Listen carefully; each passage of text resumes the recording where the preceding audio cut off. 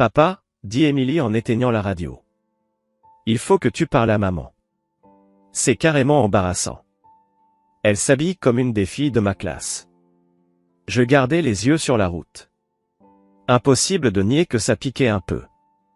Laurie venait de quitter la maison en survêtement rose en velours, avec Juicy écrit en lettres pailletées sur les fesses. Si vous avez aimé la vidéo, n'oubliez pas de vous abonner à ma chaîne, d'activer les notifications, de laisser un like et un commentaire sous la vidéo. On aurait dit qu'elle allait à une soirée étudiante, pas déposer sa fille à l'école. Elle est fière de garder la forme, dis-je, essayant de rester calme. Peu de femmes de son âge peuvent encore se permettre ça.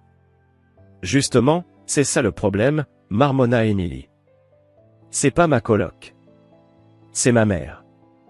Je ne savais pas quoi répondre, surtout parce que j'étais d'accord avec elle. Ce n'était pas seulement les vêtements, c'était le message. Laurie ne voulait pas grandir. Et Émilie ne savait plus si elle avait une mère ou une camarade de classe à la maison. Quand Émilie était petite, Laurie était toujours là. Rendez-vous jeux, bricolage, tout. Mais en grandissant, les choses avaient changé. Laurie, elle, ne s'était jamais vraiment adaptée. Au lycée, elle agissait plus comme la meilleure amie d'Émilie que comme sa mère. Je me souviens d'une fois, Émilie était en première. Ses copines étaient là, elles parlaient de garçons et de chaussures. Laurie s'était incrustée direct, comme une des filles. J'étais dans la pièce d'un accent grave côté, en train de corriger des copies, quand Émilie a déboulé, rouge de colère. « Papa, tu peux dire à maman de me rendre mes amis. » C'était fou. On aurait dit deux terminales qui se disputaient le cavalier du bal de promo. J'ai essayé de parler à Laurie après ça. Je lui ai dit qu'Émilie avait besoin d'espace. Elle a juste haussé les épaules. « On est plus comme des sœurs », a-t-elle dit. Les sœurs se disputent. C'est normal. Honnêtement, cette attitude me rendait dingue. On aurait dit que Laurie luttait contre le temps, qu'elle rivalisait avec sa propre fille juste pour se sentir jeune. Mais je ne voulais pas la critiquer devant Émilie. Je suis resté en surface. « Écoute ma chérie, dis-je doucement, ta maman fait beaucoup d'efforts pour être comme ça. Elle en est fière. Faut avouer que peu de mamans pourraient porter ce genre de tenue. » Je comprends, soupira Émilie. Mais c'est juste bizarre. Mes amis s'habillent comme ça, pas leur mère. Je comprends, dis-je. Je lui en parlerai. Mais je savais que ça ne changerait pas grand-chose. Laurie était têtue comme pas deux. C'est d'ailleurs pour ça que j'étais tombé amoureux d'elle. On s'était rencontrés à la fac. J'étais assistant en histoire, elle était étudiante dans mon cours. Elle m'avait tapé dans l'œil, mais j'ai fait le mec distant. Je voulais éviter les ennuis. Elle a continué à flirter après les cours, à me toucher le bras, à battre des cils. Elle s'asseyait toujours au premier rang, jupe un peu trop courte. Elle me testait. J'ai pas craqué avant la fin du semestre. Puis je l'ai invitée à sortir. La chimie entre nous était dingue. Mais ce n'était pas juste du feu, c'était réel. Quand elle a eu son diplôme, je savais que c'était elle. Quand elle m'a emmené chez ses parents à Savannah, je comptais demander sa main à son père.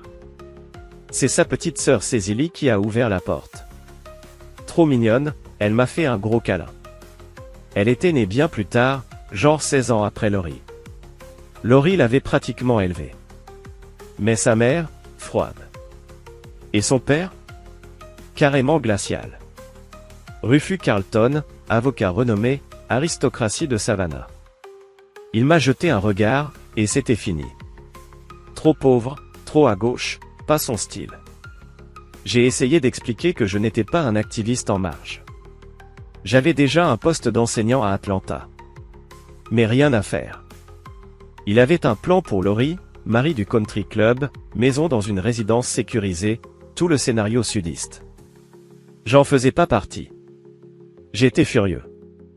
Mais Laurie, elle a explosé. Même pas attendu la fin du week-end. Elle s'est embrouillée avec son père, a pris son sac et m'a dit qu'on partait. C'est là que je l'ai vraiment vue. Le feu dans le ventre. Elle n'avait jamais été la marionnette de son père et n'allait pas commencer maintenant. Je laisserai pas cet homme diriger ma vie, a-t-elle dit pendant qu'on roulait. Arrivée chez moi, elle m'a attrapé par les épaules. Tu veux toujours m'épouser, demanda-t-elle, regard fixe, un peu énervé. Oui, j'ai dit sans hésiter. Parfait. Allons-y. La seconde d'après, on était en route pour le bureau du greffier du comté de Fulton. Pas d'attente, pas de chichi. On a eu la licence, dit nos vœux, et boum. Marié. Son père l'a très mal pris. Couper les ponts. Plus d'appels, plus de cartes d'anniversaire. Même pas à la naissance d'Emily. Froid comme la glace. Et ce n'était pas que lui. Tout le clan Carlton a suivi. Cécilie lui a écrit une fois, lui a demandé de faire la paix avec leur père. Laurie a jeté la lettre. Aucune réponse. J'ai essayé de recoller les morceaux au fil des ans. J'ai écrit, j'ai appelé. Silence. Pas de doute d'où venait le caractère bien trempé de Laurie. J'étais perdu dans ce souvenir quand j'ai réalisé qu'on arrivait au campus. Le job d'été d'Emily à la librairie universitaire. J'avais un peu usé de mes relations pour le lui décrocher. Elle a ouvert la portière. J'ai attrapé son bras. À quelle heure je passe te chercher tout à l'heure? Elle a marqué une pause, a souri légèrement. C'est pas la peine. Je rentrerai toute seule. J'ai hoché la tête, mais j'avais un nœud dans le ventre. Je savais déjà qui allait la ramener. Brandon Hilton. Étudiant en droit, 3e année. Beaucoup trop vieux pour elle. Écoute, je sais comment sont les mecs à la fac. J'enseigne ici. Des gars comme lui rôdent autour des premières années comme des vautours. Et les filles comme Emily? Nouvelle, enthousiaste, encore adolescente. Elle ne voit pas toujours venir le coup. Je n'ai jamais aimé Brandon. Laurie l'avait rencontré une fois, avait papoté avec lui et dit qu'il avait l'air sympa. J'ai gardé ma langue. D'accord, dis-je à Emily. À ce soir pour le dîner. Je l'ai regardé s'éloigner, puis j'ai filé au département d'histoire, encore troublé. Je ne pensais pas qu'Emily était une innocente naïve. Je me doutais que son dernier copain au lycée avait déjà franchi la ligne. Mais Laurie et moi avions toujours été honnêtes avec elle sur le sexe. Et Laurie avait veillé à ce qu'elle prenne la pilule. Donc au moins, elle était protégée. Mais quand même, j'aurais préféré que Brandon disparaisse. De retour dans mon petit bureau, j'ai essayé de me perdre dans le boulot. La paperasse à la fac, ça finit jamais, même en été. Mais j'étais excité. J'avais enfin convaincu le directeur de département de me laisser donner une option basée sur ma thèse, le vigilantisme. Mon idée. Les justiciers ne sont pas juste des notes de bas de page de l'histoire. Ils montrent ce qui se passe quand les gens ne font plus confiance au système. C'est le chaos moral, c'est sale, mais c'est important. Je comptais montrer un justicier dans la ville. Charles Bronson devient loup solitaire après que sa femme soit tuée et que la police laisse tomber. Et pour équilibrer, on lirait l'étrange incident. Une bande pour les mauvais hommes. Justice rapide. Mauvaise fin. Le premier cours s'est bien passé. Les étudiants ont adoré l'action, mais ont aussi compris le fond. Je suis sorti du campus le cœur léger. Ça a duré jusqu'à ce que je rentre chez moi. La porte a claqué. Emily a couru dans sa chambre en larmes. J'ai frappé. M, je peux entrer? D'accord, papa, répondit une voix étouffée. Elle était face contre le lit, tremblante. Je me suis assis à côté d'elle, les prises dans mes bras. Elle s'est accrochée à moi comme quand elle avait 5 ans et... Alors qu'elle s'était écorché le genou, ses larmes imbibèrent ma chemise. Que s'est-il passé, ma chérie, ai-je demandé doucement. Elle renifla. Brandon m'a largué. Je l'ai serré fort dans mes bras. Je suis tellement désolé, ai-je murmuré.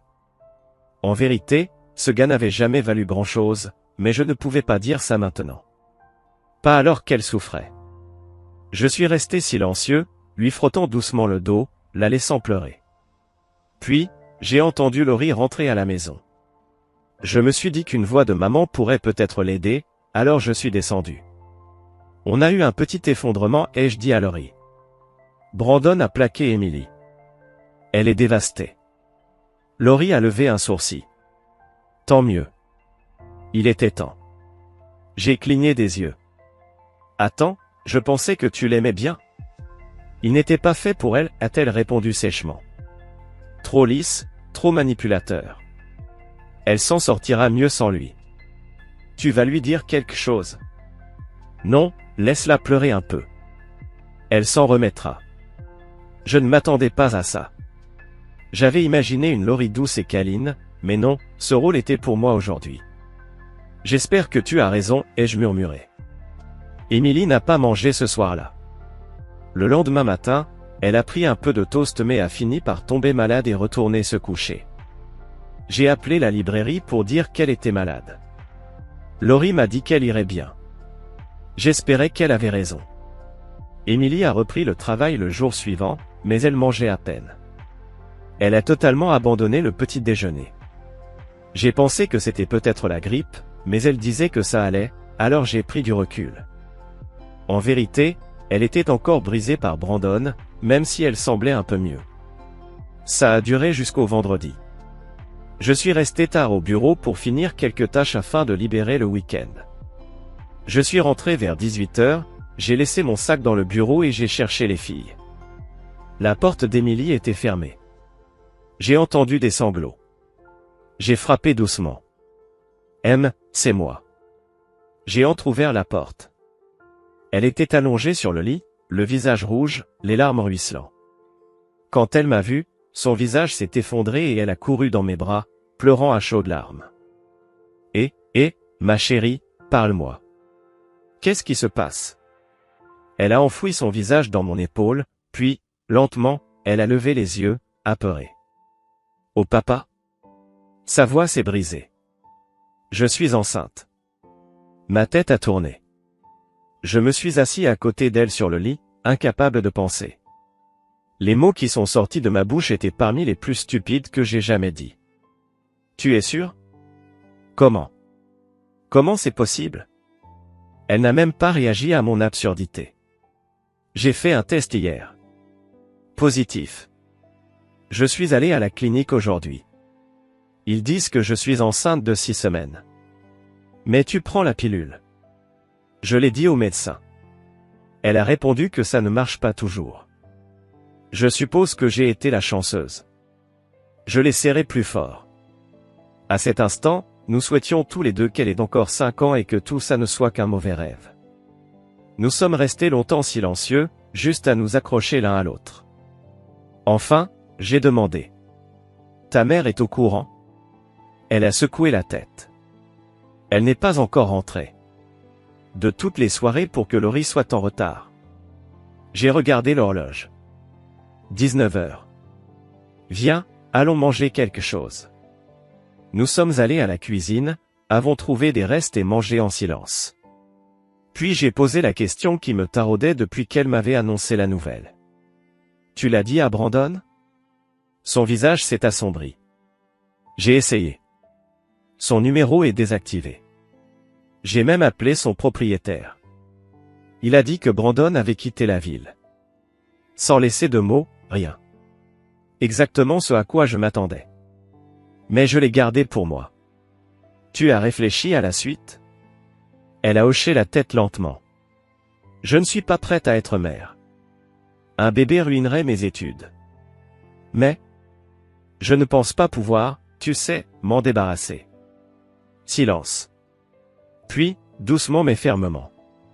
Je crois que je veux garder le bébé. Je me suis levé, je l'ai serré fort. Alors on est avec toi. Moi et ta mère, on te soutiendra. On trouvera une solution. Elle m'a regardé, les yeux pleins de larmes. Je t'aime, papa. Je t'aime aussi, ma chérie. Nous avons fini de manger, aucun mot supplémentaire n'était nécessaire. L'horloge indiquait plus de 20 heures. Toujours pas de Laurie. J'ai appelé son portable, répondeur. J'ai essayé son bureau, pas de réponse.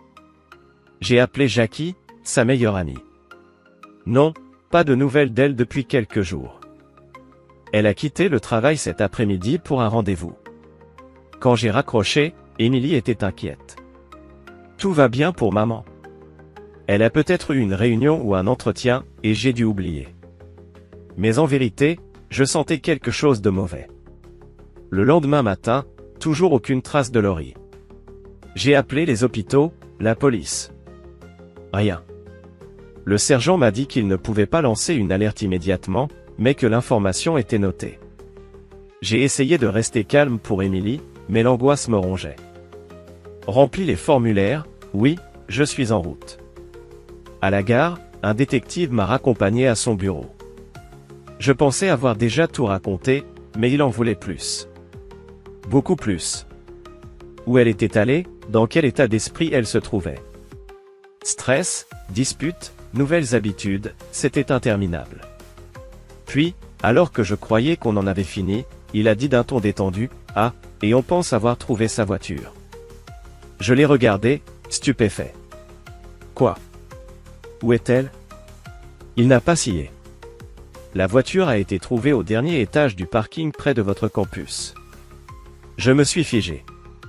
Vous êtes sûr qu'elle n'a pas été vue vendredi? Non. Vous êtes la dernière personne à avoir dit l'avoir vue. J'ai hoché la tête. Le petit déjeuner ce matin-là. Très bien, monsieur Manning. C'est tout pour le moment.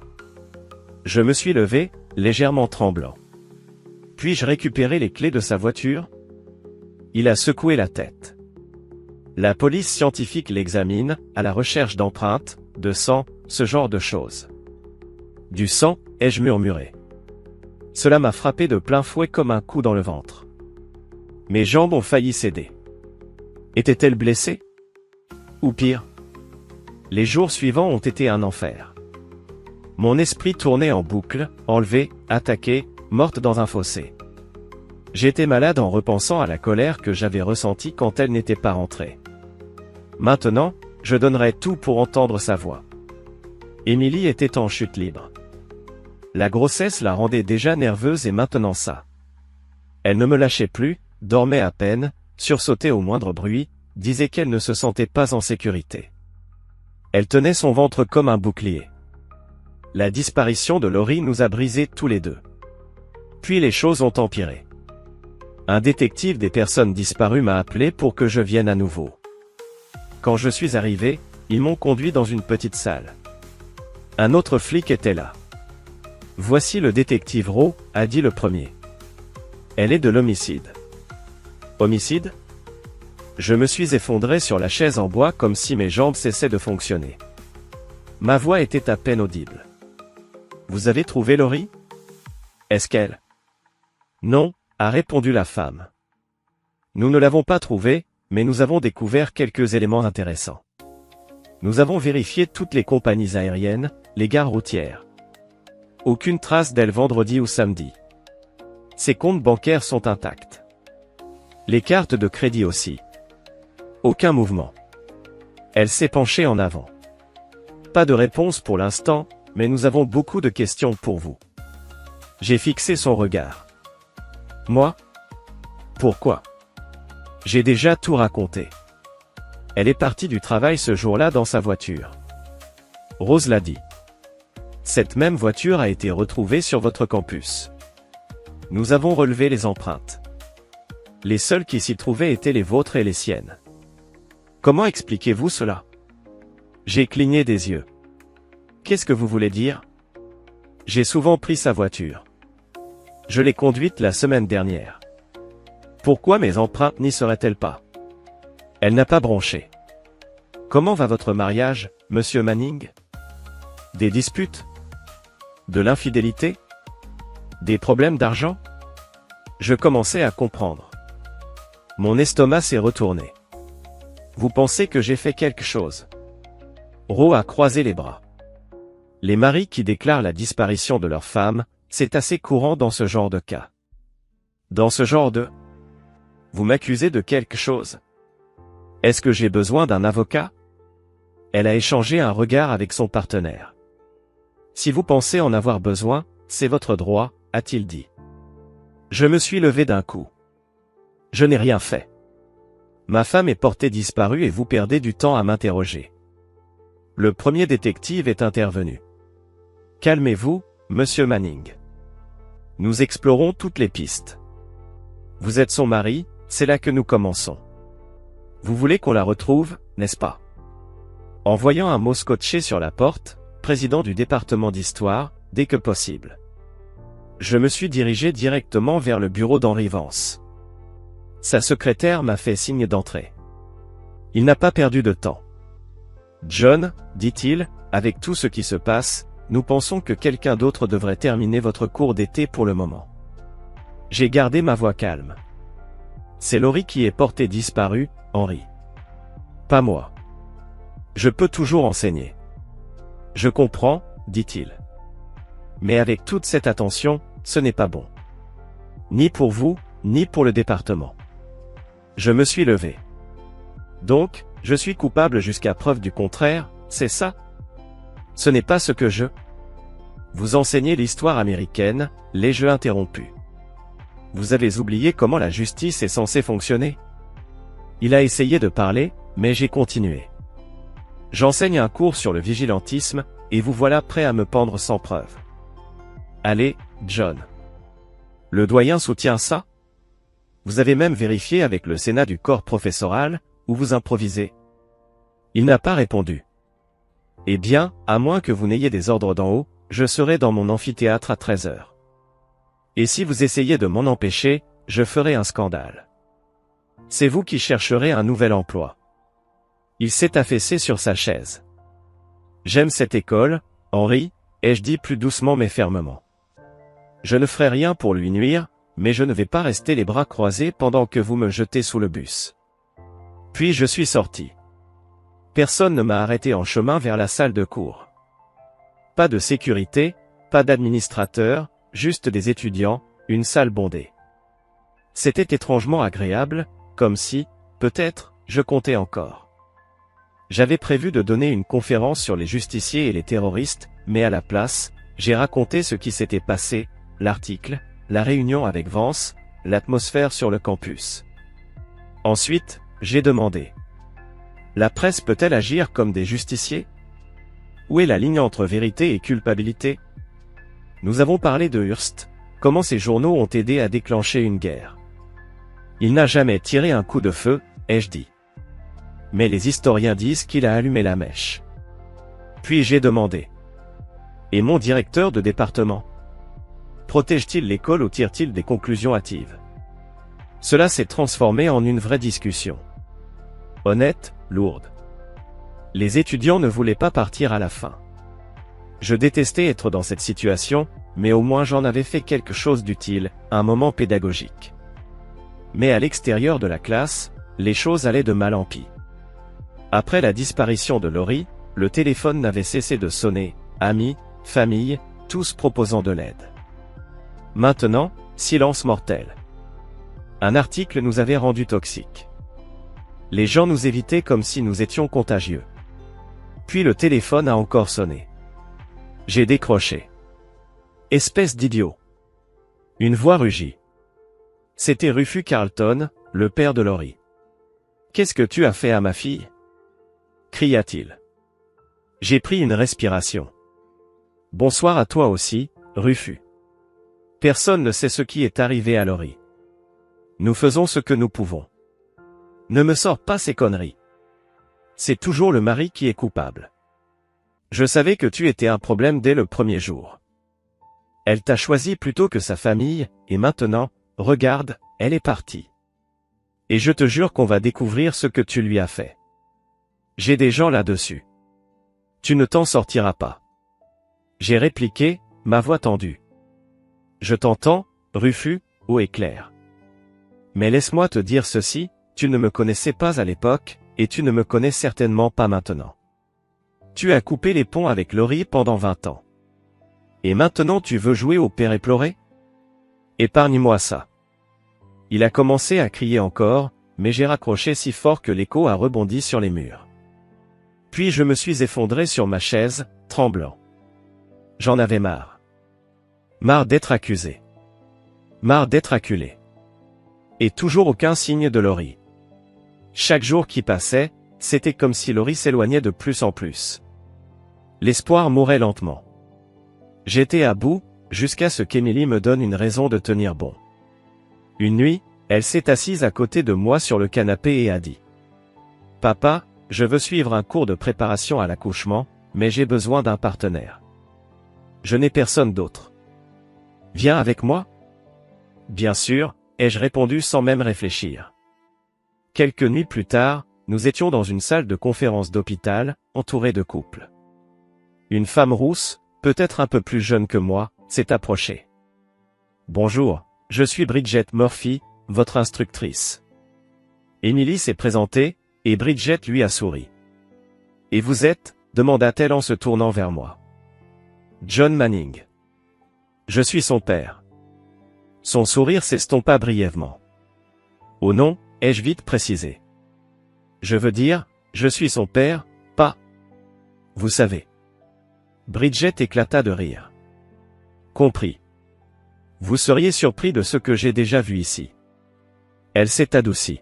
« Où est le père du bébé ? » Parti. Aucune idée d'où. Alors je prends le relais. Je suis désolé, mais bravo à vous. Beaucoup de pères ne se montrent même pas. Votre présence compte. Cette classe a aidé Émilie. Elle m'a aidé aussi. Sortir de la maison une fois par semaine m'a permis de respirer à nouveau. Un après-midi, j'ai reçu une enveloppe non marquée. À l'intérieur, une courte lettre. John, j'ai vu les infos. Je suis désolé. Je n'aurais jamais pensé qu'il croirait que tu m'as fait quelque chose. Dis à la police que je suis envié. Eh bien, je suis avec quelqu'un que j'aime. Demande le divorce si ce n'est pas déjà fait. Je ne reviendrai pas dire à Émilie que je l'aime, même si je sais que je lui ai fait du mal. Laurie. À cet instant précis, Émilie est entrée dans la pièce. Papa, qu'est-ce qui se passe ? Je lui ai juste tendu la lettre. Elle l'a lue rapidement, les mains tremblantes, tout son visage a changé. Choc, chagrin. Elle vient de nous abandonner, a-t-elle murmuré. Elle n'a même pas dit au revoir. Elle s'est effondrée dans mes bras, sanglotant intensément. En la tenant contre moi, j'ai ressenti ce mélange tordu de soulagement et de fureur. Laurie était vivante, mais elle avait abandonné sa famille. Sans prévenir, sans un mot d'adieu. Émilie a essuyé ses larmes et s'est redressée. Il faut apporter ça à la police, tout de suite. Elle avait raison. J'ai pris mon portefeuille et mes clés. Elle m'a rejoint à la porte. Je viens avec toi, a-t-elle dit. Je n'ai pas discuté. Dans la voiture, elle est restée silencieuse, serrant la lettre contre elle, puis doucement. Tu vas divorcer ? Je l'ai regardée. Elle était à peine capable de retenir ses larmes. Je vais en parler à l'avocat. On verra ce qu'il dit. Je pense que tu devrais, a-t-elle murmuré. Vraiment. Elle a attrapé ma main. Nous nous sommes tenus ainsi tout le long du trajet. À la station, nous n'avions pas appelé à l'avance, mais coup de chance, l'inspecteur en charge des personnes disparues était présent. J'ai demandé à voir la femme de l'homicide aussi, celle qui m'évitait depuis le début. Ils l'ont finalement amenée. Nous nous sommes assis face à eux. J'ai sorti la lettre et l'ai glissée sur le bureau. Ça vient d'arriver aujourd'hui. Le flic l'a lu, puis l'a passée à sa collègue. Elle l'a parcouru sans la moindre émotion. Puis elle a levé les yeux et a dit « Vous auriez très bien pu écrire ça vous-même. » Mon sang n'a fait qu'un tour, mais je suis resté calme. Bien sûr que j'aurais pu. Peut-être que je suis allé à New York et que je me suis envoyé la lettre moi-même. Vous avez vu le cachet de la poste ? Avant que la femme flic ne puisse répondre, Émilie a sorti une autre enveloppe de son sac. Et avant que vous n'accusiez mon père d'avoir fabriqué cette lettre, dit-elle, en voici une autre que maman m'a écrite quand je suis allé en colonie. Comparez les écritures. Le premier détective a posé les deux lettres côte à côte. Son partenaire s'est penché pour regarder. Ils ont échangé un regard. Puis il s'est tourné vers nous. On va l'envoyer au labo pour confirmation, dit-il. Mais oui, ça semble clore l'affaire. Il m'a tendu la main. Désolé pour la pression. On devait vérifier. Je lui ai serré la main, à peine. Quand la femme flic a proposé la sienne, j'ai détourné le regard et suis sorti avec Émilie.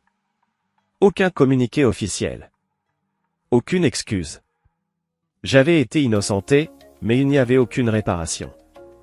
Mon nom était toujours entaché, et personne ne s'en souciait.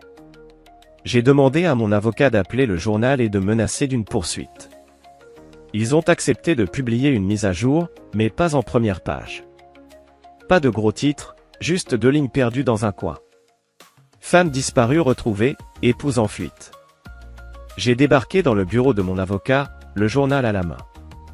Quand il pensait que je l'avais tué, c'était en une. Maintenant, juste 2 phrases ridicules. Il a haussé les épaules. C'est comme ça, John. La cellule d'homicide se fiche de la vérité. J'ai fait des copies de la lettre et les ai envoyées à tous ceux qui s'étaient détournés de nous. J'en ai déposé une sur le bureau d'Henri Vance. Il avait l'air coupable quand il m'a vu. Félicitations, a-t-il marmonné. Une copie plastifiée est restée dans mon portefeuille. Près si quelqu'un en reparlait. Mais je n'en ai pas envoyé à Rufus Carlton. Qu'il se débrouille pour comprendre lui-même. Une bonne chose en est sortie. Une fois la lettre confirmée, j'ai demandé le divorce. Motif, abandon. Ça a été rapide. Aucun combat. Le chapitre juridique était enfin clos. Et j'ai foncé sur elle, 85 en direction d'Atlanta. D'une manière ou d'une autre, j'ai évité tous les flics et j'ai fait le trajet en 90 minutes pile. À l'hôpital, les infirmières m'ont lancé des blouses, mais au lieu de me conduire directement en salle d'accouchement, elles m'ont emmené dans une petite pièce sur le côté. C'est là que je l'ai vue, Émilie, allongée sur le lit, tenant un bébé dans ses bras. Ma petite fille. Mon estomac s'est noué. J'avais raté la naissance. Mais cette culpabilité s'est évaporée en voyant Émilie sourire et le bébé respirer, petit et parfait. Puis j'ai vu Bridget à côté du lit, rayonnante, les yeux rivés sur le bébé. Elle a levé les yeux quand elle m'a vu, a fait un pas en arrière. Je vous laisse un moment tous les deux, a-t-elle dit doucement. Mais Émilie lui a attrapé le bras. Ne pars pas, s'il te plaît, a-t-elle dit. Elle m'a regardé. Papa, quand je n'ai pas pu te joindre, j'ai appelé Bridget. Elle a tout laissé tomber, m'a amené ici, et resté tout le temps. Elle m'a même aidé pendant l'accouchement. J'ai regardé Bridget, incapable de prononcer un mot, me contentant de hocher la tête, plein de reconnaissance. Émilie a souri à nous deux. J'ai choisi son nom, dit-elle. Bridget Valentine Manning. Puis elle s'est tournée vers Bridget. Si ça te va. Les yeux de Bridget se sont remplis de larmes. Ce serait un honneur, a-t-elle murmuré. Émilie m'a regardé à nouveau. Tu veux tenir ta petite fille? J'ai hoché la tête. Cela faisait des années que je n'avais pas porté un bébé. Elle était si petite, encore plus petite qu'Émilie à sa naissance. Son visage était rouge et froncé, sa respiration légère et rapide. En la regardant, j'ai fait une promesse silencieuse, je la protégerai, je serai toujours là pour elle. Elle était arrivée au monde en pleine tempête, mais elle était là maintenant. C'était ce qui comptait. J'ai vite compris pourquoi ce sont les jeunes qui ont des bébés. Les premières semaines étaient brutales. Émilie allait bien, mais elle avait encore besoin d'aide. Les nouveau-nés, c'est non-stop. Les tétées nocturnes, les couches, les pleurs. Certaines nuits, j'arrivais à mes cours avec 2 heures de sommeil et un café froid.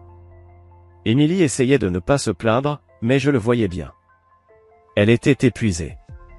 L'allaitement lui prenait toute son énergie. Bridget nous rappelait souvent que ça drainait la plupart des jeunes mamans. Mais on a tenu bon. Le bébé Bridget grandissait, devenait plus forte. On a trouvé un rythme. Pas parfait, mais ça fonctionnait. Bridget Murphy continuait de venir. Elle a aidé Émilie à intégrer des cours de parentalité, ce qui a tout changé. Au bout de 2 mois, Émilie sortait de la maison avec le bébé, souriante, en train de guérir. Un après-midi, Émilie s'apprêtait à partir pour un de ses cours. J'ai entendu la sonnette, pensant qu'elle avait besoin d'aide avec la poussette ou le siège auto. J'ai ouvert la porte et me suis figé. C'était Laurie. Depuis que j'avais reçu sa lettre, j'avais imaginé ce que je dirais si je la revoyais. J'avais répété chaque mot de colère, chaque réplique acérée, chaque phrase trempée de venin. Mais en ouvrant la porte et en la voyant là, plus vieille, fatiguée, usée, je n'ai fait que la fixer. « Salut, John », dit-elle à peine au-dessus d'un murmure. « Je peux entrer ?» J'aurais dû lui claquer la porte au nez, mais j'ai laissé passer. Elle s'est installée sur le canapé comme si c'était encore chez elle. Elle avait l'air minable. Pas assez pour en avoir pitié, mais juste assez pour voir que les années n'avaient pas été tendres. Son maquillage ne faisait presque plus illusion. Ses vêtements étaient ternes, ses cheveux attachés comme si elle n'en avait plus rien à faire. C'était étrange de la voir ainsi, humaine, ordinaire. Emily aurait appelé ça le karma. Je me suis adossé au mur, bras croisés, laissant le silence peser un peu plus avant de dire. Il faut un sacré culot pour débarquer ici. Elle a tressailli, mais n'a pas détourné le regard. Je sais.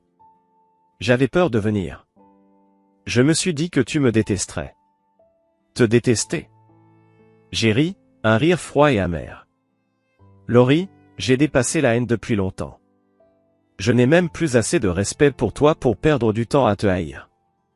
Elle a essayé de rester forte, mais ses lèvres tremblaient. Je n'ai jamais voulu que ça se passe comme ça. Je me suis redressé, la voix montant d'un cran. Tu n'es pas juste partie, Laurie. Tu as disparu. Aucune lettre, aucun mot, même pas un texto à ta propre fille. Tu t'es volatilisée comme une lâche. Ses yeux se sont remplis de larmes, mais je m'en fichais. Après ta disparition, les flics ont cru que je t'avais tué. Ils ont fouillé la maison comme si j'étais un psychopathe, retourné notre chambre, vérifié ma voiture. Pendant que les voisins regardaient, ils ont cherché du sang dans le coffre. Laurie n'osait plus me regarder. Et tout ce temps-là, tu étais planqué quelque part, avec Brandon Hilton, jouant à la petite maison. Elle a ouvert la bouche pour répondre, mais je l'ai coupée. Tu ne penses jamais, Laurie. Tu agis d'abord et tu te plains ensuite quand tout s'effondre. Elle a éclaté en sanglots, mais je n'avais pas fini.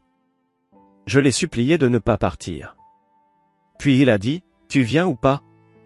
Et moi, je n'ai même pas réfléchi, je suis juste parti. Tu es juste parti, répétai-je, glacé comme la glace. Sans rien, elle hésita.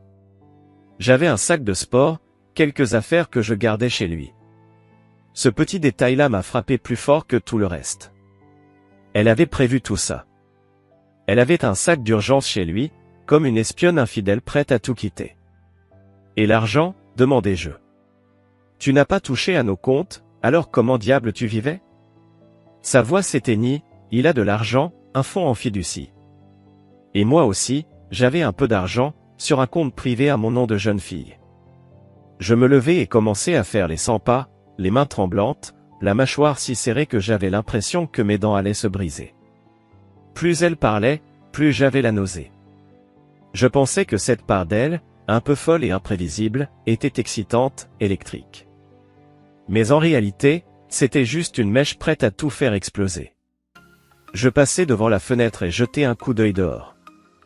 Un vieux SUV noir, cabossé, était garé au bord du trottoir. Vitres teintées, moteur allumé. Je me retournai lentement, il est là, n'est-ce pas? Elle leva les yeux brusquement, presque surprise. Non, c'est Jackie. Elle m'a conduite. Je la fixai, laissant le silence peser une seconde. Oh, murmurai-je, impassible, et ton petit amant. Celui pour qui tu as tout foutu en l'air. Son visage se crispa. Il m'a quitté. Je ris brièvement, froidement, bien sûr qu'il l'a fait. Elle continua, comme si elle ne m'avait pas entendu. Un jour, il m'a dit qu'il avait une nouvelle opportunité et que je n'en faisais pas partie. Il a juste tout emballé et disparu. M'a laissé en plan, coincé à Brooklyn. J'ai essayé de m'en sortir, vraiment, John. Je travaillais 2 boulots, je dormais par terre. Je penchais la tête. Alors, il t'a largué comme tu nous as largués. Elle tressaillit. Le karma est une sale garce, dis-je d'une voix plate. J'imagine que oui, murmura-t-elle sans me regarder. Elle se leva lentement, s'approcha de la fenêtre et fit un petit signe de la main. J'ai demandé à Jackie d'entrer, dit-elle, la voix soudain plus ferme, comme si elle avait répété ce discours. Je sais que j'ai été égoïste. Je sais que j'ai tout gâché, John. Mais ne crois pas une seconde que je ne le regrette pas, surtout pour avoir quitté Emily. C'est ce qui me tue le plus.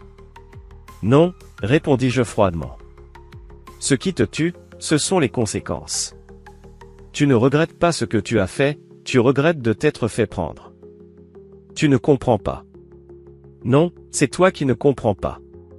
Tu n'es pas parti parce que tu devais partir.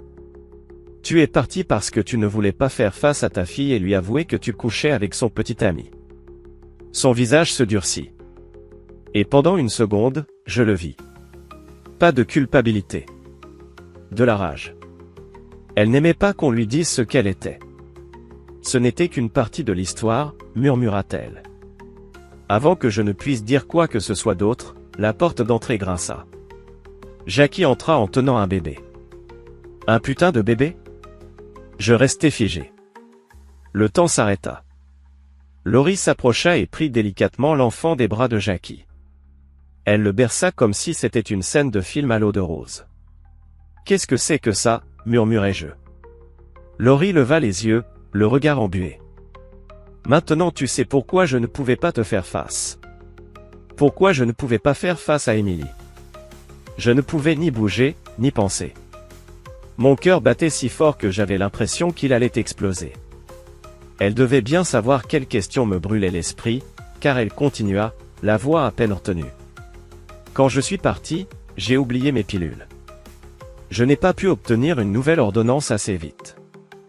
Il ne mettait jamais de protection. Il disait que ça gâchait l'ambiance. J'ai pensé, peu importe. Stupide, je sais. Mais je ne pensais pas que ça arriverait. Et pourtant, dis-je en retenant ma fureur. Nous y voilà.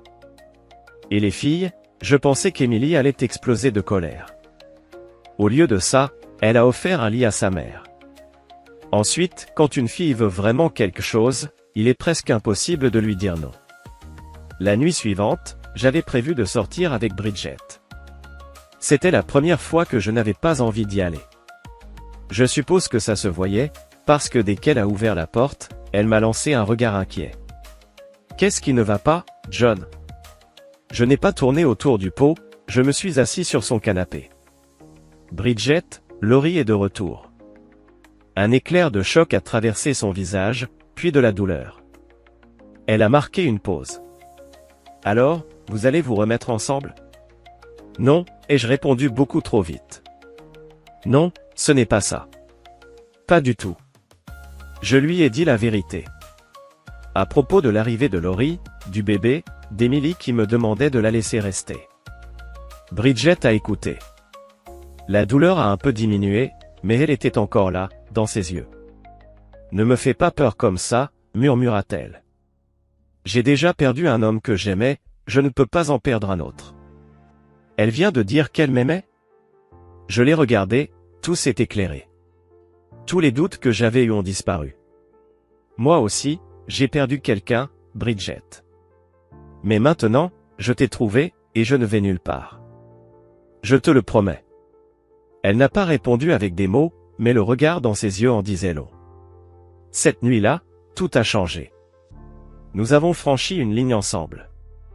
C'était comme si le cauchemar commençait enfin à s'estomper. Bridget et moi avons commencé à passer autant de temps que possible ensemble. Nous vivions toujours dans des maisons séparées. Nous ne voulions pas précipiter les choses. En plus, ma maison était pleine, 2 mères, 2 bébés et une nounou. Bridget nous a aidés à en trouver une. Cette femme a été un véritable sauveur. Elle a permis à Emily de continuer l'école, à Laurie de chercher un travail. J'aidais quand je pouvais, mais honnêtement, je n'étais plus le principal soignant. Ce sont les femmes qui géraient la maison. Cela m'a donné plus de temps pour réfléchir. Et plus je passais de temps avec Bridget, plus je commençais à ressentir autre chose, du ressentiment. Emily et Laurie avaient trouvé une sorte de trêve. Elles n'étaient pas meilleures amies, mais elles s'en sortaient. Elles avaient des bébés à élever, elles étaient liées par les couches et les réveils nocturnes. Moi, je brûlais encore. Laurie m'avait trompé, menti, laissé dans la boue alors que tout le monde pensait que c'était moi qui l'avais blessé. Je ne pouvais pas lâcher prise. Puis cette colère s'est tournée vers quelqu'un d'autre, Brandon Hilton. Il a couché avec ma femme, pris la pureté de ma fille, laissé les deux dévastés et s'est juste enfui. Pas de honte, pas de punition, pas de conséquences. Je ne cessais de penser, comment est-ce juste?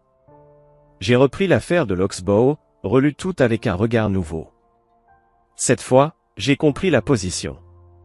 Oui, ils avaient arrêté les mauvais gars, mais la justice les avait laissés tomber. Ils étaient désespérés. Ils n'avaient rien d'autre. Brandon ne m'a pas laissé mourir dans le désert, mais il a laissé un sillage de dégâts. Il a brisé ma famille et personne ne semblait s'en soucier. Mes pensées devenaient de plus en plus sombres chaque jour. Je passais de plus en plus de nuits collées à mon ordinateur, cherchant, parfois jusqu'au lever du soleil. Je m'imaginais comment ça pourrait se passer, moi confrontant Brandon, peut-être même me battant contre lui. C'était stupide. Il était plus jeune, plus fort, je perdrais probablement. Peu importe. Je brûlais. Engager un détective privé n'était pas une option. J'étais fauché. Le revenu de Laurie avait disparu. Et maintenant, j'avais 5 personnes sous mon toit, 2 bébés et une nounou à payer. Alors j'ai fait ça à l'ancienne, à bas coût en ligne. J'ai trouvé son Facebook, mort. Pas de nouvelles publications depuis plus d'1 an. Une recherche Google a montré son nom dans un annuaire d'école de droit. C'était tout. Je suis même passé au bureau des admissions sur le campus, et une gentille secrétaire m'a laissé jeter un œil à son dossier. Strictement interdit, mais la seule chose que j'ai appris, c'est qu'il venait de Savannah. Ça m'a fait mal. Est-ce que Laurie le connaissait avant? Probablement pas. Elle avait déjà quitté la ville quand il était enfant. Mais le fait qu'il vienne de sa ville natale m'a rendu fou à nouveau. J'ai continué à creuser, suis tombé dans des trous de lapins bizarres, appris beaucoup trop sur un certain hôtel avec le même nom de famille. Rien d'utile. Brandon avait disparu. Et plus il était difficile à trouver, plus je voulais le trouver. Une voix dans ma tête ne cessait de me demander, « Que vas-tu faire si tu le trouves ?» Je n'avais aucun plan, aucune vraie réponse. Je savais juste qu'il avait tout détruit. Il a couché avec ma femme, pris la pureté de ma fille, puis disparu pendant que je prenais tout sur moi. Et il n'a jamais payé pour ça. À l'époque, je l'aurais défié en duel. Pistolet, épée, quelque chose de propre, de définitif. Mais maintenant nous sommes civilisés. Les types comme moi n'ont pas le droit d'être en colère. On nous traite de toxiques si on montre ça. On est obsédé si on cherche la vérité. Mais la question me hantait, comment un homme retrouve-t-il son honneur sans devenir un justicier? Je vérifiais tous les quelques jours, espérant quelque chose, n'importe quoi. Au printemps, j'avais fini par croire que Brandon avait disparu pour de bon.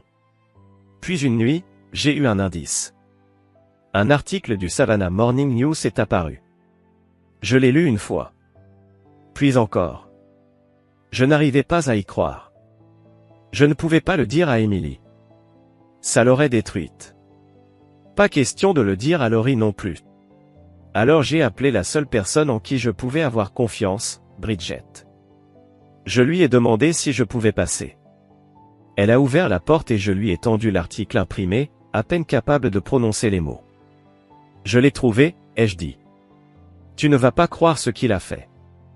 Elle l'a lu vite, ses yeux parcourant les lignes, puis elle a levé les yeux, confuse. Il va se marier, John. Je sais que tu détestes ce type, mais alors quoi? Je l'ai fixé. Bien sûr qu'elle ne savait pas. Bridget, le nom de jeune fille de Laurie, c'est Carlton. Il va épouser Cecily Carlton. La petite sœur de Laurie, la tante d'Emily. Elle s'est figée. Une main est allée à sa bouche. Oh mon Dieu, pourquoi est-ce qu'il ne lâche pas les femmes Carlton? C'est comme s'il était en quête de vengeance. J'ai secoué la tête. Je ne pense pas que ce soit volontaire. Il ne sait probablement même pas que le nom de famille de Laurie était Carlton. Elle est. Emily utilisait toujours Manning quand il était là, murmura Bridget en fronçant les sourcils. D'accord, mais comment les Carlton ont-ils pu laisser Cecily épouser ce type? Ils ne savent pas ce qu'il a fait, répondit Laurie. Ils ne savent pas? Elle parle à peine à sa famille. Ils savent peut-être qu'elle est vivante maintenant, mais je doute qu'ils sachent avec qui elle s'est enfuie.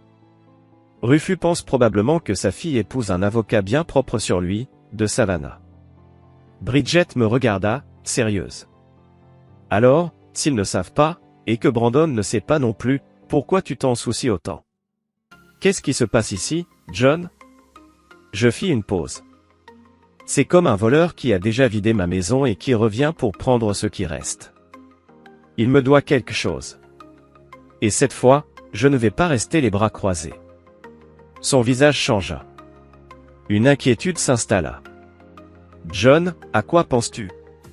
Tu n'as pas l'intention de faire quelque chose de fou, si? Je ne le dis pas, mais la pensée était là, lourde dans mon esprit. Dis ça aux Carthaginois. Rome a brûlé leur ville jusqu'aux fondations, a éliminé tout le monde, et a salé les terres. La force a fonctionné bien des fois.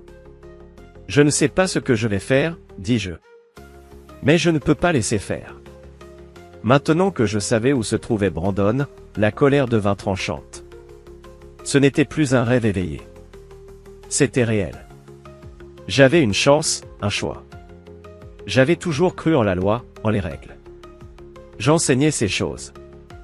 Je savais ce qui arrivait quand les gens faisaient justice eux-mêmes. Mais que devais-je faire? Laisser ce type s'en sortir? Le laisser épouser la famille de Laurie comme si rien n'avait compté? Ma fierté, mon honneur, tout mon sens de la justice criaient à l'action. Après une longue nuit sans sommeil, je pris ma décision. Une fois prise, il fut facile d'avancer. Je cherchais ce dont j'avais besoin, commander ce que je ne trouvais pas près d'ici, et passer mes journées à me préparer. Je n'avais pas beaucoup de temps, mais assez si je bougeais vite. Je ne dis rien à personne. Je disais que je corrigeais des copies, rencontrais des étudiants ou faisais des courses. Avec 2 bébés dans la maison, personne ne remarquait mes allées et venues.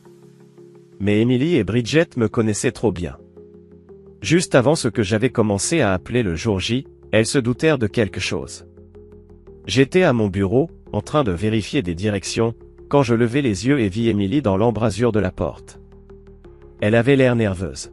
« Salut, ma puce », dis-je en essayant de paraître normal. « Qu'est-ce qu'il y a ?»« Bridget est là, dit-elle. On doit parler. » Ça me stoppa net. Je n'avais pas prévu de voir Bridget ce soir-là. Je fermai rapidement mon navigateur et me levai alors qu'elle entrait, le visage sérieux, les bras croisés.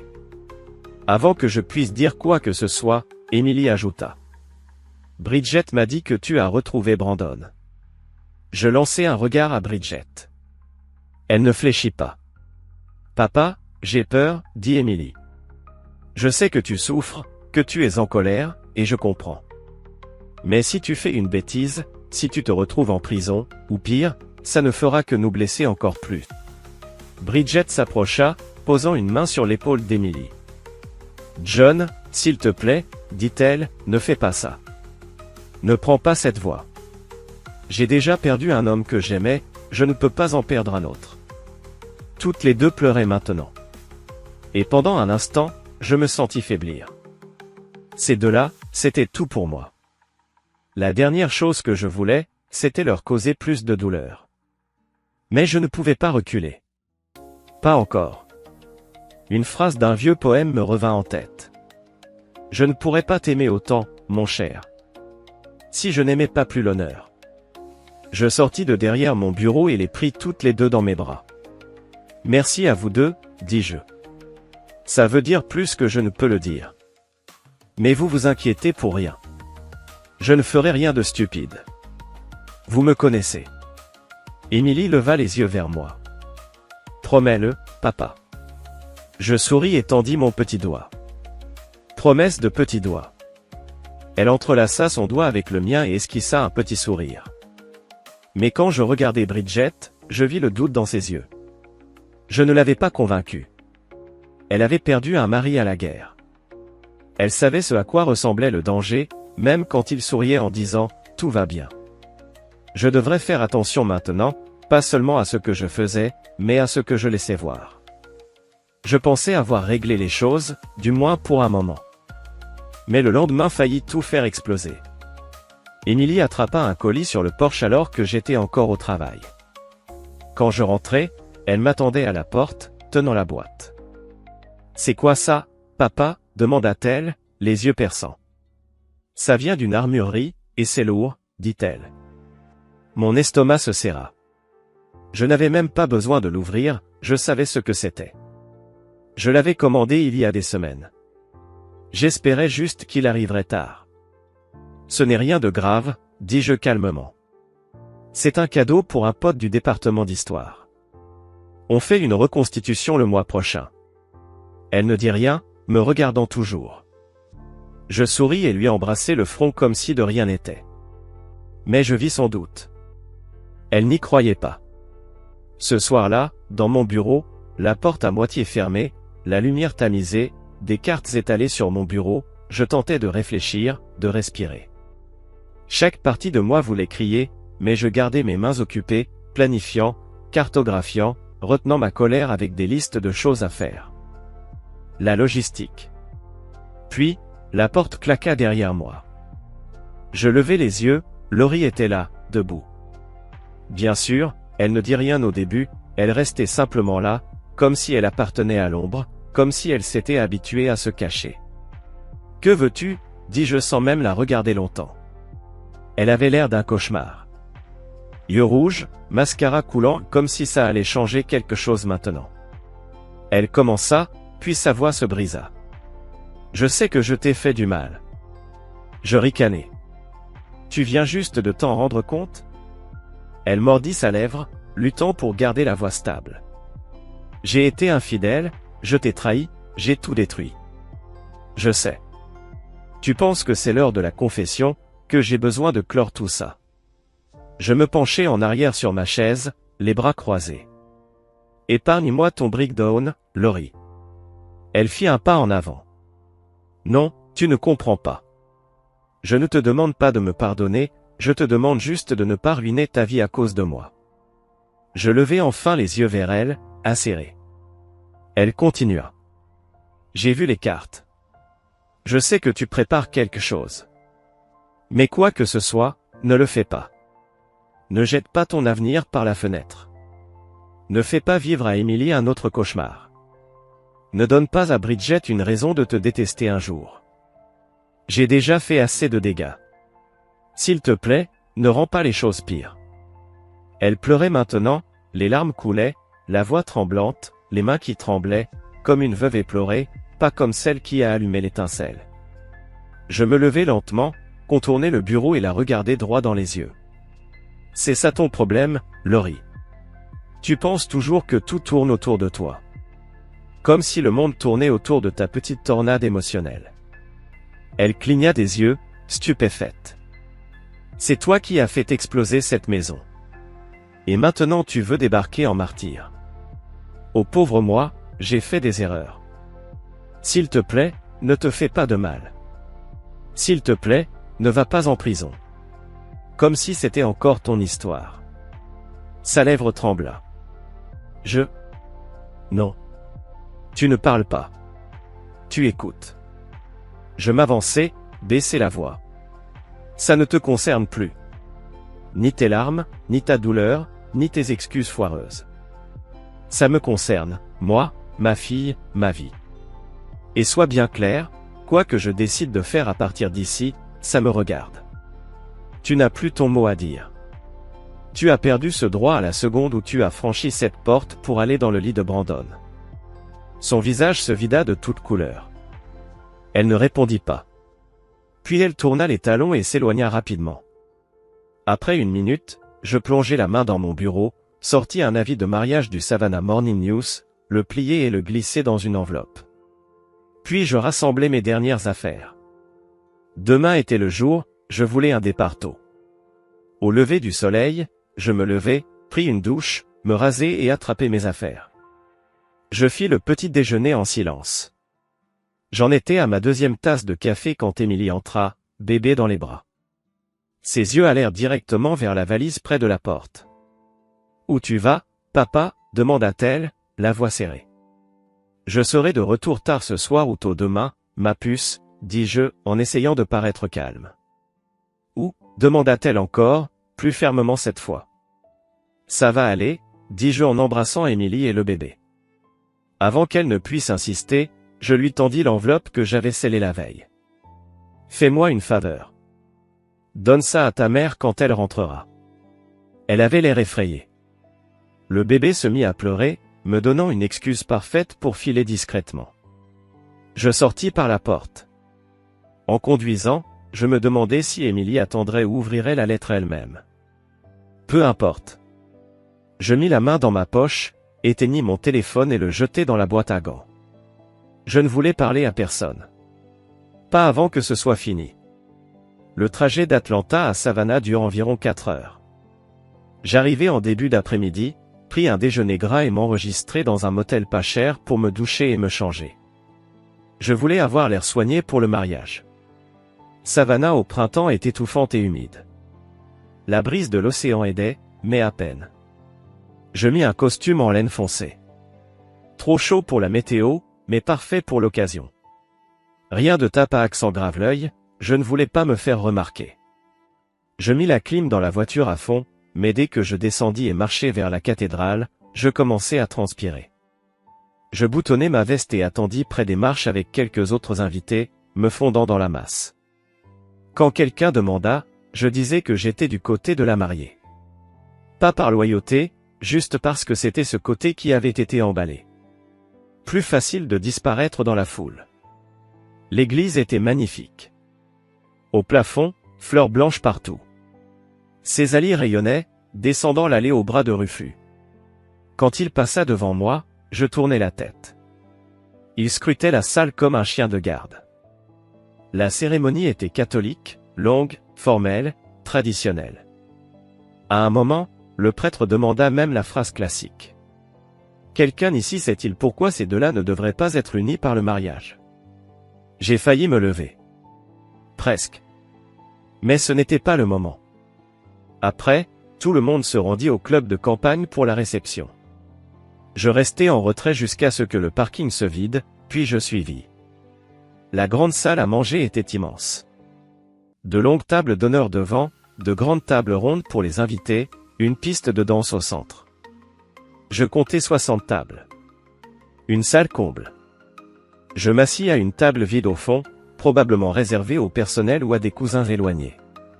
Personne ne me posa de questions. On fit un peu de conversation. Quelqu'un fit remarquer combien l'ensemble semblait cher. Il a engagé Pauline pour le traiteur, chuchota une femme, les yeux grands ouverts. Je le crus. La nourriture était incroyable. Je me dis que si c'était mon dernier repas, au moins il serait bon. Le dîner s'acheva. Les verres de vin furent débarrassés. Le champagne arriva. Je pris un verre, mais à peine touché. Juste assez pour calmer mes nerfs, pas assez pour brouiller ma tête. Puis ça commença. Rufus tapa dans le micro et fit quelques remarques fortes et fières. Les gens rirent. Puis il ouvrit la parole au toast. Un par un, les gens se levèrent. Amis, famille, tous disant la même chose avec des mots différents. Puis le témoin demanda. Quelqu'un d'autre veut dire quelques mots? Je me levai. J'en ai un, dis-je en levant mon verre. Les têtes se tournèrent alors que je m'avançais vers le devant. Je gardai un ton léger, souriant juste assez. On a entendu de belles histoires aujourd'hui, dis-je dans le micro, toutes sur le passé. J'aimerais dire quelques mots sur l'avenir. L'avenir de Master et Madame Hilton. Quelques rires polis. Et par avenir, je parle d'enfants. Plus de rires. Je pense que ce couple aura beaucoup d'enfants. Je ne peux pas parler pour Césalie, mais je sais que Brandon n'a aucun problème de ce côté-là. Les rires cessèrent. Quelques regards confus, puis des murmures. Je dis ça parce que Brandon a déjà au moins 2 enfants, dont je sais l'existence. Des exclamations. Un bruit se répandit dans la salle comme une vague. Madame Carlton poussa un long soupir. Rufus tourna la tête, les yeux braqués sur moi. « Tu es John Manning » aboya-t-il. « Tu n'es pas invité. Descends de cette scène. » Brandon, assis à quelques mètres de moi, était avachi et éméché. Mais quand il entendit mon nom, il se redressa d'un bond et commença à se lever. Je lui attrapai l'épaule et le repoussai dans son siège. Quelqu'un éteignit le micro. Peu importe. J'ai fait des amphithéâtres pleins à craquer, je sais parler fort. J'ai quelque chose à dire, lançai-je, la voix tonnante. Rufus cria de nouveau. Faites-le descendre de la scène. Quelques gars, probablement les amis de Brandon, commencèrent à se frayer un chemin vers moi dans la foule. J'étais prêt. J'ouvris ma veste, montrant l'étui d'épaule, et sortis un Magnum .357. Long canon, gros calibre. Je le brandis vers les gars qui fonçaient sur moi. Ils s'arrêtèrent, puis reculèrent rapidement. Monsieur Magnum et moi, on a juste besoin d'une minute, dis-je fort et clair, gardant une main sur l'épaule de Brandon. Ses yeux étaient grands, son visage pâle. On aurait dit qu'il avait avalé un pétard allumé. Comme je l'ai dit, Brandon Hilton a au moins 2 enfants. Tu veux deviner avec qui? Je me tournai vers Rufus. L'un est avec ta 2e fille, Laurie. L'autre avec ta petite fille, Emily. Des exclamations, puis un cri de la mariée. Je la regardai droit dans les yeux. Oui, c'est Zali. C'est ça. Il a mis enceinte ta sœur et ta nièce. Elle s'effondra, les mains sur le visage, pleurant fort. Je me suis presque senti désolé pour elle. Elle ne méritait pas ça. Mais pour le reste de sa famille, aucune sympathie. Je baissai les yeux vers Brandon. Tu fais toujours ce que tu veux, hein? La femme de quelqu'un d'autre, la fille de quelqu'un d'autre. Aucune honte, aucune conséquence. Eh bien, pas cette fois. Je lui attrapai une poignée de cheveux, lui tirai la tête en arrière, et posai l'arme sur le podium. Puis je sortis mon couteau Bowie. La lame brillait sous les lumières, longue, incurvée, tranchante. La foule haleta. Brandon sursauta, main levée, figé de peur. Parfait. Je tirai quelques mèches de ses cheveux, les mis dans un sac plastique et le levai. Ça devrait suffire pour un test ADN. Il s'affala dans son siège, une tache sombre s'étalant sur son pantalon. Mais je n'avais pas fini. Je sortis 2 grosses enveloppes de ma veste et les claquai dans ses mains. Brandon Hilton, ceci est un avis. Tu es poursuivi en reconnaissance de paternité pour l'enfant que tu as eu avec Laurie Carlton Manning. Tu es officiellement assigné. Puis la 2e, pour l'enfant que tu as eu avec Emily Manning. Assigné à nouveau. Il resta là, bouche bée, trop stupéfait pour parler. Je me penchai. Calme-toi maintenant. Ne cours pas, Géorgie. Les services sociaux savent. Dès que la plainte sera déposée, ils te traqueront. Tu paieras pour ces enfants longtemps, très longtemps. Puis je me tournai vers Rufus, toujours assis, le visage rouge et tremblant. Félicitations pour le beau-fils, Rufus. Un choix solide, vraiment. Puis j'entendis un cri derrière moi. Je me retournai. BR. ChatGPT. Idjet, la fille de Rufus, se tenait debout, les poings serrés. Elle cria. T'es qu'un salaud. Je la regardai, souriant. Oui. Puis je remis mon magnum dans l'étui. Je sortis calmement, laissant la foule en état de choc. La justice était enfin servie. Jet Valorant, whoa. Any Valorant enjoyers in the chat room?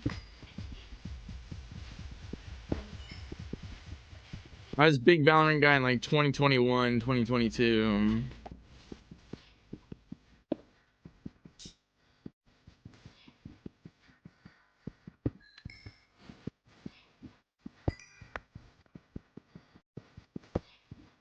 Remember when Mana liked Valorant and made me play it? Oh, this fucking, listen to this fucking guy.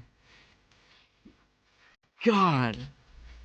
Remember when my friend fucking forced me to spend time with him? Ugh. God.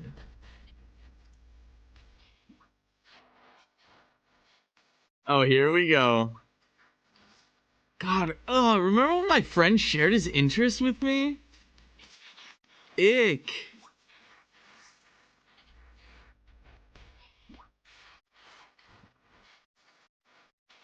Alright. Give me some freaking wool. No, I'm not a virgin, holy. Hey, listen, I played Valorant before they added like 18 characters and it turned into Overwatch. Where did the sheep go? Anymore. I miss the old Valorant. Okay, I know there were more sheep. Where did y'all go?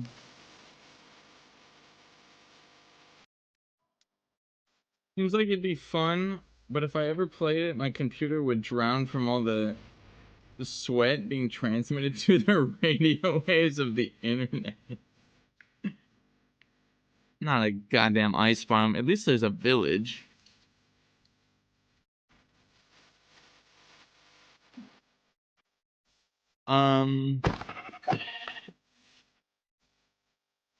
Yeah, I enjoyed Valorant for the time that I played it. I actually stopped playing because my account got hacked and I lost all my skins.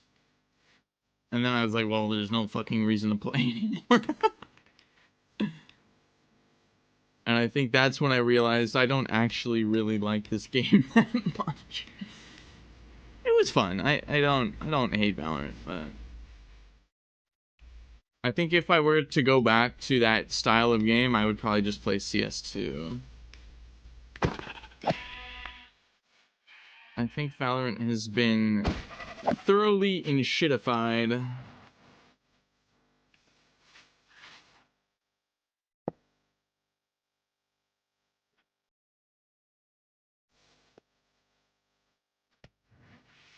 Alright, let's go raid this village. No, I ain't waiting for this.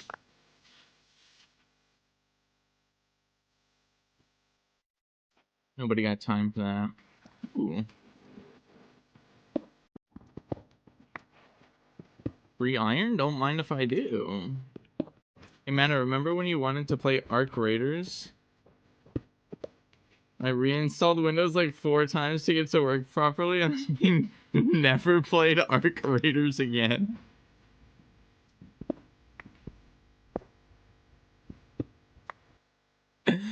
Okay, that couldn't have been all me, right? It's funny because that same story can be applied like 6 times over. Just replace the name of the game. Insert game title here.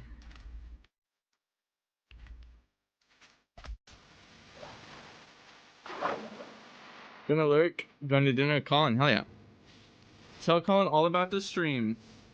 Hey, thank you for that golden apple. I expect to see Colin in here within the next 2 hours.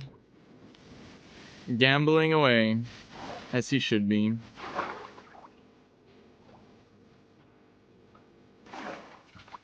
Remember what, Dylan? What was that? That like FPS card game. Unfinished. What's up? Welcome. Thanks for watching. How you doing? Do you know what I'm talking about, Dylan? I forgot the name of the game. How can chat kill you? Do exclamation point CC. And that will link you to